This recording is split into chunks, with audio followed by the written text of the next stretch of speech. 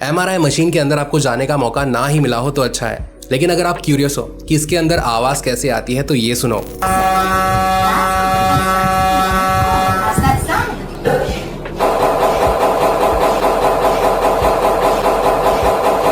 ये साउंड इतना डिस्टर्बिंग लग सकता है कि बिना ईयर प्लग्स के अंदर जाना आपके कानों को नुकसान कर सकता है। तो ये आवाज कहां से आती है और क्यों, इससे पहले थोड़ा MRI के बैकग्राउंड को समझ लेते हैं। 1970s तक डॉक्टर्स के पास एक्सरे था जिससे हड्डियां क्लियरली दिखती।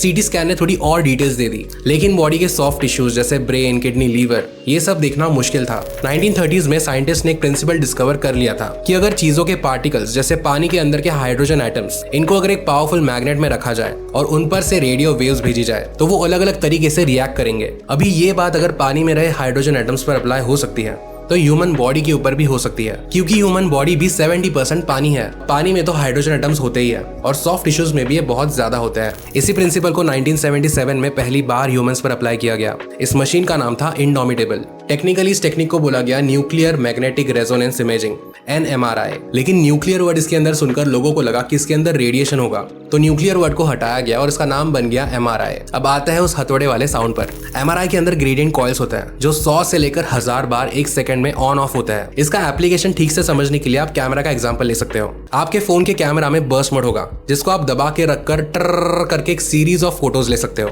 बहुत सारे फोटोज एक सेकंड में। वैसे ही बड़े कैमरा में शटर ऊपर नीचे होते रहता है बहुत सारे फोटोज कम टाइम में लेने के लिए। वैसे ही MRI की मशीन जितनी ज्यादा बार पल्सेस छोड़ेंगी उतनी ज्यादा डिटेल में आपकी बॉडी स्कैन होगी। 0.2 से लेकर 0.4 टेस्ला ये लो फील्ड मशीन होती है। इसमें रफली 200 से 300 ग्रेडियंट स्विचेस पर सेकंड होता है। लेकिन हाई एंड मशीन जैसे मैग्नेटॉम टेरा या सिग्ना 70, इनमें ये स्विचिंग 3000 से लेकर 5000 पर सेकंड हो जाती है। अब ये जो पल्सेस होते हैं वो हम इंडिविजुअली एक एक करके सुन नहीं सकते, लेकिन ये एक साथ बंच होकर कॉइल को हिलाते हैं और जब ये कॉइल हिलता है तब वो लाउड मैकेनिकल थक करके साउंड आती है और जब ये प्रोसेस कंटिन्यूसली रिपीट होता है तब हमें लगातार वो हैमरिंग वाली साउंड सुनाई देती है।